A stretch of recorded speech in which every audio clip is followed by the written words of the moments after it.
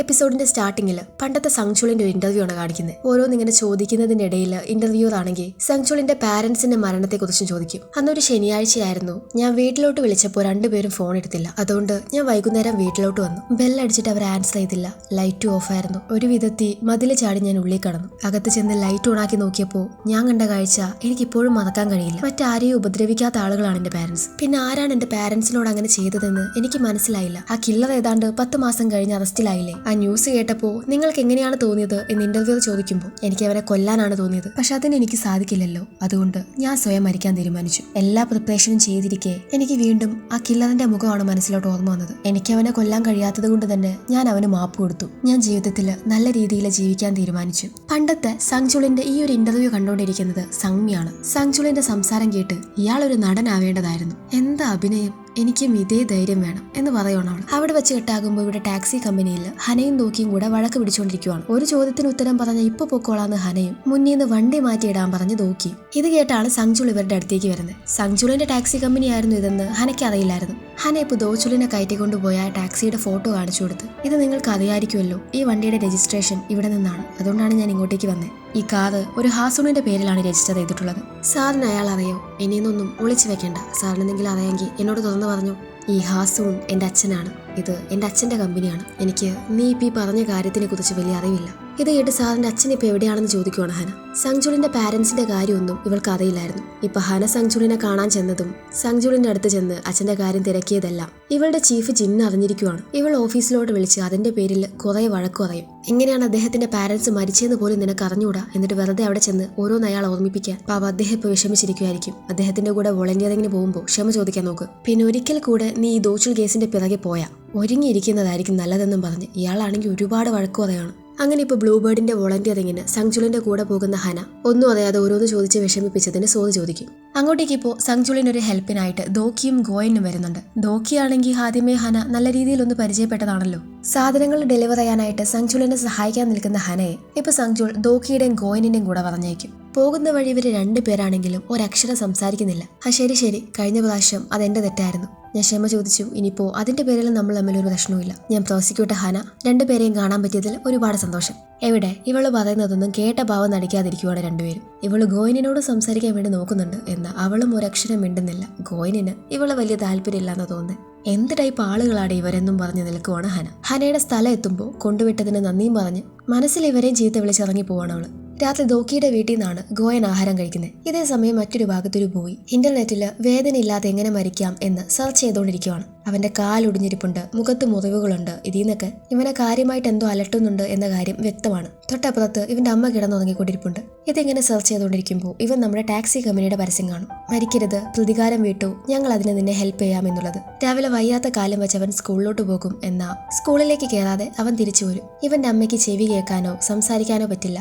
ഇവന്റെ അമ്മ കഷ്ടപ്പെട്ട് മീൻ വിറ്റാണ് ഇവർ ജീവിക്കുന്നത്. തന്റെ അമ്മ ഇങ്ങനെ വല്ലാണ്ട് ദയനീയമായിട്ട് നോക്കി നിൽക്കുന്ന ഇവൻ വീണ്ടും ആ ടാക്സി കമ്പനിയുടെ പരസ്യം എടുത്ത് നോക്കുന്നത് കാണാം. ഇതേ സമയം ഇവിടെ ടാക്സി കമ്പനിയിലാണെങ്കിൽ നമ്മുടെ എഞ്ചിനീയർ ജോയ് ഒരു മാരക ഐറ്റം കണ്ടുപിടിച്ചിരിക്കുകയാണ്. ഇപ്പൊ സപ്പോസ് ഈ ടാക്സി എവിടെയെങ്കിലും സ്റ്റക്കായിട്ട് നിൽക്കുകയാണ്, നിങ്ങൾക്ക് പുറത്തിറങ്ങാൻ പറ്റുന്നില്ല എന്ന് വിചാരിച്ചു. പക്ഷെ നിങ്ങൾക്ക് എങ്ങനെയെങ്കിലും ആ ഇരുട്ട് പിടിച്ച വഴിയിലൂടെ പോയി ക്രിമിനലിനെ പിടിക്കണം എന്നൊരു സാഹചര്യമാണെങ്കിൽ ഇത് നിങ്ങളെ ഹെൽപ്പ് ചെയ്യുമെന്നും പറഞ്ഞ് ഈ ടാക്സിയുടെ കണ്ണാടിയുടെ മുകളിൽ ഒരു ലൈറ്റ് ഫിറ്റ് ചെയ്തത് കാണിച്ചു കൊടുക്കുകയാണ് ജോയ്. ഇത് കണ്ടുകൊണ്ട് വരുന്ന ദോക്കിയാണെങ്കിൽ എന്തോ നാടി ഉണ്ടാക്കി വെച്ചിരിക്കുന്നത്, എനിക്ക് പോകാനുള്ളത് മര്യാദയ്ക്ക് അത് അവിടെ തന്നെ ഫിറ്റ് ചെയ്ത് വെച്ചോന്നും പറഞ്ഞ് ചോയെ വഴക്കു പറയുന്നത് കേൾക്കാം. ഈ സമയമാണ് ഇപ്പൊ സങ്ചുൾ അങ്ങോട്ടേക്ക് വന്ന് ഒരു പുതിയ ക്ലയന്റിനെ കിട്ടിയിട്ടുണ്ടെന്ന്. ക്ലയന്റ് കുറച്ച് ചെറുപ്പമാണ്, അതുകൊണ്ട് തന്നെ ഇക്കാര്യത്തിലൊന്ന് എക്സ്ട്രാ കെയർ കൊടുക്കണമെന്ന കാര്യം പറയുന്നത്. ക്ലയന്റ് മറ്റാരുമല്ല, നമ്മൾ കണ്ട സ്കൂൾ ബോയ് ആണ്. ഇവനെ പോയി പിക്ക് ചെയ്യുന്ന നോക്കി വണ്ടിയിൽ നിന്ന് ഇവന്റെ കഥയെല്ലാം ചോദിച്ച് മനസ്സിലാക്കുവാണ്. ഇവന്റെ പേര് ജങ്മിൻ എന്നാണ്. ഇവൻ പുതുതായിട്ട് ട്രാൻസ്ഫർ ആയി ഒരു സ്കൂളിലേക്ക് വരും. എന്നാൽ ഇവന്റെ ക്ലാസ്സിലെ ഒരു 3 ചെറുക്കന്മാര്, അവരാണ് മെയിൻ ഗ്യാങ്. അവർ ഓരോ കാര്യങ്ങൾ ഉണ്ടാക്കി ഇവൻ ഉപദ്രവിക്കും. പാർക്ക് സെങ് എന്ന് പറയുന്ന ഒരുത്തനാണ് ഈ ഗ്യാങ്ങിന്റെ ലീഡർ. ഇവനെ പേടിയുള്ളതുകൊണ്ട് തന്നെ മറ്റാരും ചോദിക്കാനും ചെല്ലില്ല.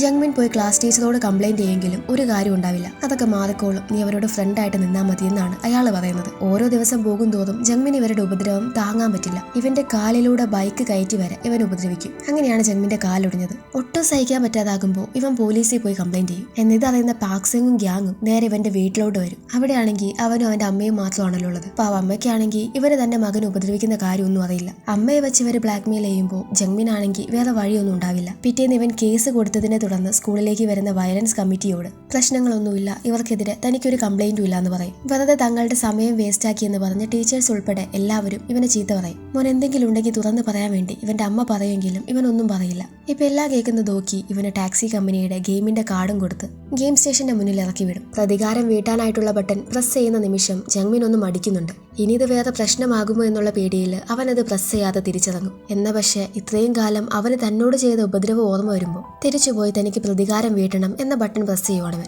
ഇവനത് പ്രസ് ചെയ്യേണ്ട താമസം സിഗ്നൽ നമ്മുടെ ടാക്സി കമ്പനിക്കും കിട്ടി. ഈ കുട്ടികളുടെ പ്രശ്നത്തിലൊക്കെ നമ്മൾ ഇടപെടണമെന്ന് ഇങ്ങനെ ഗോയൻ ചോദിക്കുമ്പോൾ അവർക്കിത് അവരുടെ ടീനേജ് കാലത്തെ ചെറിയ ചെറിയ കുസൃതികളായിരിക്കാം. എന്നാൽ അത് അനുഭവിക്കുന്നവരുടെ കാര്യം അങ്ങനെ ആവില്ല. ഇത് നമുക്ക് നല്ല രീതിക്ക് തന്നെ കൈകാര്യം ചെയ്യണമെന്ന് പറയുവാണ് സങ്ചുൾ. ഈ പാക്സിംഗിന്റെ അച്ഛൻ സ്കൂൾ അസോസിയേഷൻ പ്രസിഡന്റ് ആണ്. അതുകൊണ്ട് തന്നെ ബുള്ളിംഗ് എന്നും പറഞ്ഞ് പാക്സിംഗിന്റെ പേരിൽ ഒരു കേസും ഇല്ല. ഇപ്രാവശ്യം ദോക്കി തന്നെ നേരിട്ട് കളത്തിൽ ഇറങ്ങട്ടെ എന്ന് പറയുവാണ് സങ്ചുൾ. അതിനുവേണ്ടി ഇവരൊരു തകർപ്പൻ ഐഡിയയും കണ്ടുപിടിക്കുന്നുണ്ട്. ഈ പാക്സിംഗിന്റെ ക്ലാസ് ആദിന്റെ ഫുഡില് പുള്ളി അറിയാതെ കുറച്ച് പൊടി കലർത്തി പുള്ളിക്ക് ടോയ്ലറ്റിൽ നിന്ന് ഇറങ്ങാൻ പറ്റാത്ത ഒരു അവസ്ഥ വരുത്തി വെക്കുകയാണ് ഇവര്. അപ്പൊ പിന്നെ സ്കൂളുകാര് കുറച്ച് ദിവസത്തേക്ക് വേറെ ടീച്ചർ അന്വേഷിക്കുമല്ലോ. ആ അവസരം മുതലാക്കി പുതിയ ക്ലാസ് ആദെന്ന പേരിൽ ദോക്കി ചാർജ് എടുക്കും. പക്ഷെ അതിന്റെ ഇടയിലൂടെ ഗോയൻ ദോക്കിക്ക് ഇട്ടൊരു നല്ല പണി കൊടുക്കുന്നുണ്ട്. പാവത്തിനെ പിടിച്ച് അവള് മാത്സ് ടീച്ചറാണ് ആക്കിയേക്കുന്നത്. സ്കൂളിൽ ചെല്ലുമ്പോഴാണ് പാവം ദോക്കിയും ഇക്കാര്യം അറിയുന്നത്. ഇനിയിപ്പോ വേറെ വഴിയൊന്നുമില്ല, എല്ലാം വഴിയിൽ വെച്ച് കാണും. ദോക്കി ഇപ്പോൾ ക്ലാസ്സിലോട്ട് പോയി എല്ലാവരെയും പരിചയപ്പെട്ട് അറ്റൻഡൻസ് എടുത്തുകൊണ്ടിരിക്കുമ്പോൾ ഈ മൂന്നെണ്ണം ആണെങ്കിൽ ഒന്നും പറയാതെ ക്ലാസ്സിൽ നിന്ന് ഇറങ്ങി പോവാണ്. ദോക്കി ആണെങ്കിൽ എല്ലാവരുടെ മുന്നിൽ വായിൽ കൈയിട്ടാ പോലും കടിക്കാത്ത ഒരു പാവം ടീച്ചറായിട്ടാണ് അഭിനയിച്ച് നിൽക്കുന്നത്. ഇപ്പൊ ക്ലാസ് ബ്രേക്കിന് ഇവന്മാരാണെങ്കിൽ ദോക്കിയുടെ അടുത്ത് വന്ന് സിഗരറ്റ് ചോദിക്കുവാണ്. ഒരു സാധനോടാണോ നിങ്ങൾ ഇങ്ങനെയൊക്കെ ചോദിക്കുന്നത് എന്നിവരോട് ഇപ്പൊ ദോക്കി ചോദിക്കുമ്പോൾ താനൊരു കോൺട്രാക്ട് ടീച്ചറാ, ഒരാഴ്ച കഴിഞ്ഞാൽ താൻ അങ്ങ് പോകും. എന്തിപ്പോ ഞങ്ങൾ നിങ്ങളെ ബഹുമാനിക്കണം? എന്നാ ശരി, ബഹുമാനിച്ചേക്കാന്നും പറഞ്ഞ് തൊട്ടടുത്ത് നിൽക്കുന്നവന്റെ കരണത്ത് നോക്കി ഈ പാക്സിംഗ് ഒരെണ്ണം കൊടുക്കുവാണ്. എന്നിട്ടാണെങ്കിൽ സാർ നിങ്ങൾ ഇങ്ങനെ സ്റ്റുഡൻസിനെ ഉപദ്രവിക്കരുതെന്നും പറഞ്ഞ് വിളിച്ചു പോകും. ഇത് തടയാൻ ശ്രമിക്കുന്ന ദോക്കിയുടെ പേഴ്സിൽ നിന്ന് പൈസ എടുത്ത് പോവാണ് ഇവര്. ഈ കേസ് താൻ വിചാരിച്ചത്ര സ്മൂത്ത് അല്ലാന്ന് ഇപ്പൊ ദോക്കിക്ക് മനസ്സിലായി. ചില സമയങ്ങളിൽ ഈ പാക്സിംഗിന്റെ പേരിൽ സ്കൂൾ വയലൻസ് കമ്മിറ്റി സ്കൂളിൽ വന്നിട്ടുണ്ട്. എന്നാൽ അന്നൊന്നും പാക്സിംഗിന്റെ പാരന്റ്സ് സ്കൂളിലേക്ക് വന്നിട്ടില്ല. പകരം വന്നിട്ടുള്ളത് അവന്റെ അങ്കിളാണ്. ഓരോ പ്രാവശ്യവും ഓരോ അങ്കിള് കെട്ടാക്കുമ്പോൾ ഇപ്പൊ ഈ പാക്സിംഗിന്റെ ടീമിൽ ഒരുത്തൻ റോഡിൽ ഈ വേസ്റ്റ് സാധനങ്ങളെല്ലാം കളക്ട് ചെയ്ത് നിൽക്കുന്ന ഒരു മുത്തശ്ശിയുടെ അടുത്ത് പോയി ഞങ്ങൾക്ക് വേണ്ടി ഒരു ചെറിയ ഉപകാരം ചെയ്ത ഞങ്ങള് ഇതെല്ലാം വാങ്ങിക്കോളാന്ന് പറയുവാണ്. സംഭവം ഇവന്മാർക്ക് സിഗരറ്റ് വേണം. എന്നാൽ ഇവന്മാര് പോയി ചോദിച്ചാൽ അത് ഷോപ്പിൽ നിന്ന് കിട്ടില്ല, കാരണം ഇവർക്ക് ഏജ് ആയിട്ടില്ല. ഇപ്പൊ അത് വാങ്ങിക്കൊണ്ട് വരുന്ന മുത്തശ്ശിക്കാണെങ്കിൽ ഇവര് കഴിച്ചുകൊണ്ടിരുന്ന ഭക്ഷണത്തിന്റെ വേസ്റ്റ് കൊടുത്ത് പൈസ കൊടുക്കാതെ ഇവന്മാര് പറ്റിക്കും. ബാറിലൊക്കെ പോയി കുടിച്ച് കണ്ട ഗുണ്ടകളുമായിട്ടൊക്കെയാണ് ഇവർക്ക് പരിചയം. ഇവരെ വാച്ച് ചെയ്യാൻ വേണ്ടിയിട്ട് അങ്ങോട്ടേക്ക് ദോക്കിയും പോകുന്നുണ്ട്. അവിടെ വെച്ച് ദോക്കിയപ്പോ സംഗ്മിയെ കണ്ടുമുട്ടുവാണ്. ഓ, നീ ഇങ്ങനത്തെ സ്ഥലത്തോട്ടൊക്കെ വരുമോ? എന്താ നീ എന്നെ ഇങ്ങനെ നോക്കുന്നേ? എനിക്ക് ഇങ്ങോട്ടേക്ക് ഒന്നുകൂടെ? ഈ പാർട്ടിയും ബാറും ഒക്കെ യങ്സ്റ്റേഴ്സിന് വേണ്ടിയുള്ളതാണല്ലോ, ഇവിടെ നിന്ന് നിന്നെ പിടിച്ച് പുറത്താക്കില്ലെന്ന് ചോദിക്കുന്ന ദോക്കിയോട് ഇല്ല, കാരണം ഈ ബാറേ തൻ്റെതാണെന്ന് പറയുവാണ് സംഗ്മി.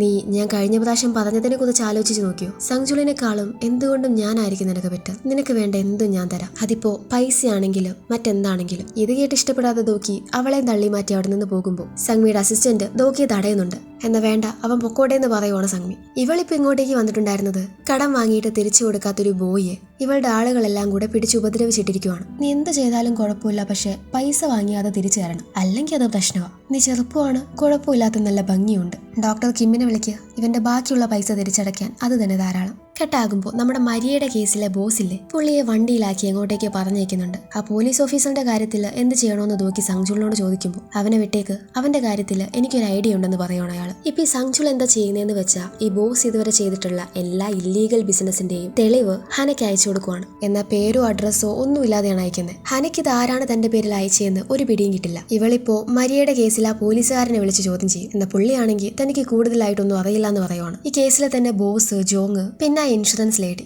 അവരെ കുറിച്ചും ഹന അയാളോട് ചോദിക്കുന്നുണ്ട്. കാരണം അവരിപ്പോ കാണുന്നില്ല, ഫോൺ ഓഫാണ്. അവരെന്നെ ട്രാപ്പിലാക്കി എങ്ങോട്ടേക്ക് എസ്കേപ്പ് ആയെന്നാണ് തോന്നുന്നതെന്ന് പറഞ്ഞിരിക്കുവാണ് പോലീസുകാരൻ. ഇവര് 3 പേരും ഒരേ സമയം കാണാണ്ടായെന്ന് പറയുമ്പോൾ ഹനയ്ക്ക് എന്തോ സംശയം തോന്നുന്നുണ്ട്. ഇതേ സമയം ബാത്റൂമിലിട്ട് പാക്സിംഗും കൂട്ടരും കൂടെ ഒരുത്തന് പൈസ ചോദിച്ച് ഉപദ്രവിച്ചുകൊണ്ടിരിക്കുവാണ്. ഇതും കണ്ടുകൊണ്ടായിരിക്കും ബാത്റൂമിൽ നിന്ന് ദോക്കി ഇറങ്ങി വരുന്നത്. എനിക്ക് നിന്നോടൊരു കാര്യം സംസാരിക്കാനുണ്ടെന്നും പറഞ്ഞ് ഇവന്മാർ ഉപദ്രവിച്ചുകൊണ്ടിരുന്ന ചെറുക്കനെ ഇവരുടെ ഇടയിൽ നിന്ന് ഇവരുടെ സമ്മതമില്ലാതെ വിളിച്ചോണ്ട് പോകുവാണ്.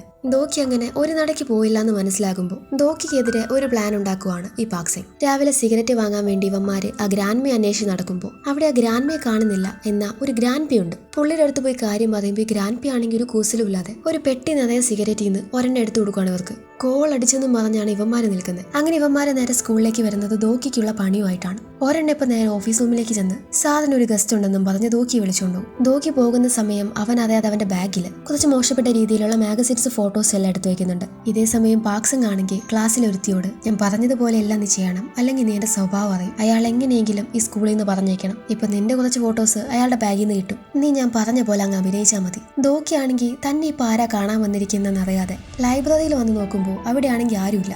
ആരെയും കാണാണ്ട് ദോക്കി അവിടെ നിന്ന് തിരിച്ചിറങ്ങുന്ന സമയം ലൈബ്രറിയിലായിട്ടുണ്ടായിരുന്ന ഈ പെണ്ണ് ദോക്കിയുടെ പിറകെ തിരിച്ചിറങ്ങി കരഞ്ഞു വിളിച്ച് അവിടെ ഒരു സീൻ ക്രിയേറ്റ് ചെയ്യുകയാണ്. ഇവളുടെ നിലവിളി കേട്ട് എല്ലാവരും അവളുടെ അടുത്തേക്ക് ഓടിച്ചെല്ലും. ഇപ്പൊ ഇവളാണെങ്കിൽ ദോക്കിയെ ചൂണ്ടിക്കാണിച്ച് ഈ സാറിന്റെ ബാഗിൽ എന്റെ കുറച്ച് ഫോട്ടോസ് ഉണ്ടെന്ന് പറയും. ടീച്ചേഴ്സും സ്റ്റുഡൻസും ദോക്കിയും എല്ലാം ഇത് കേട്ട് ഷോക്കായി പോകും. ഈ സമയം ഒരു പ്രത്യേക ചിരിയും ചിരിച്ച് ദോക്കിയെ നോക്കിക്കൊണ്ട് നിൽക്കുവാണ് പാക്സിൻ. ഇവിടെ വെച്ച് കേട്ടാകുമ്പോൾ ഏതോ ഒരു ലേഡിയെ കാണാൻ വേണ്ടി അവരുടെ വീട്ടിലൂടെ വന്നിരിക്കുവാണ് സഞ്ജു. എന്നപ്പോഴാണ് സഞ്ജു ആ കാര്യം അറിയുന്നത്. ആ ലേഡി വിഷം കുടിച്ച് ഇപ്പൊ ഹോസ്പിറ്റലിലാണെന്ന്. മാം, നിങ്ങളിപ്പോൾ എന്തിന് ഇങ്ങനെ ചെയ്യാൻ പോയെന്ന് ചോദിക്കുന്ന സഞ്ജുവിനോട് ഞാൻ എല്ലാം അറിഞ്ഞു, എന്റെ ഹോജങ് മരിക്കാൻ കാരണക്കാരായവര് ചെറിയ കുട്ടികളാണെന്ന് പറഞ്ഞ് കേസില്ലാതെ പുറത്തിറങ്ങിയെന്ന്. എന്റെ മോൾ ഇപ്പം ഈ ലോകത്തില്ല, എന്നാൽ അതിന് കാരണക്കാരായവര് സുഖത്തോടെ ജീവിക്കുന്നു. ഇതെന്ത് നീതിയാണ്? ഒരു തരത്തിൽ നോക്കിയാൽ എല്ലാത്തിനും ഞാനും ഒരു ഉത്തരവാദിയാണ്. എന്റെ മോള് ജീവിച്ചിരിക്കുമ്പോൾ അവൾ ഇത്രത്തോളം വേദന അനുഭവിക്കുന്നുണ്ടെന്ന് എനിക്ക് അറിയില്ലായിരുന്നു. ഇത് കേൾക്കുന്ന സഞ്ജു ഇപ്പം ലേഡിയോട് മാം, നമ്മളെപ്പോലുള്ള ആളുകൾക്ക് ഈ ലോകത്തിൽ നിന്ന് അങ്ങനെ പോകാൻ പറ്റില്ല. കാരണം നമ്മുടെ ഫാമിലീസിന് അവർക്ക് അർഹതപ്പെട്ട ജീവിതം ഇവിടെ ജീവിക്കാൻ കഴിഞ്ഞില്ല. അവർക്ക് പകരം ഇവിടെ ഇനി ജീവിക്കേണ്ടത് നമ്മളാണ്. ഹോജങ് മരിക്കുന്നതിന് മുമ്പ് വരെ നല്ല സന്തോഷത്തിലാണ് ജീവിച്ചിട്ടുണ്ടായിരുന്നത്. അവൾ പോകുന്ന യോഗ സെന്ററിലൊക്കെ പോയി അവൾ വോളണ്ടിയർ ചെയ്തിരുന്ന ചർച്ചിൽ പോകും. അങ്ങനെ അവൾക്ക് വേണ്ടതെല്ലാം ചെയ്യും. ഹോജങ്ങിന്റെ പിന്നാലെ അങ്ങോട്ടേക്ക് ചെന്ന അവൾ നിങ്ങളോട് ദേഷ്യപ്പെടും. ഈ ഹോജങ് ആരാണെന്നോ അവൾക്ക് എന്താണ് സംഭവിച്ചതെന്നോ നമുക്കറിയില്ല. ഈ ഒരു സീൻ കാണിച്ചാണ് ഇന്നത്തെ എപ്പിസോഡ് തീരുന്നത്. പാക്സിംഗ് വെച്ച കുരുക്കില് ദോക്കി അകപ്പെടുമെന്നും ജഗ്മിന് നീതി കിട്ടുമെന്നും എല്ലാം നമുക്ക് അടുത്ത എപ്പിസോഡിലായിട്ട് കാണാം.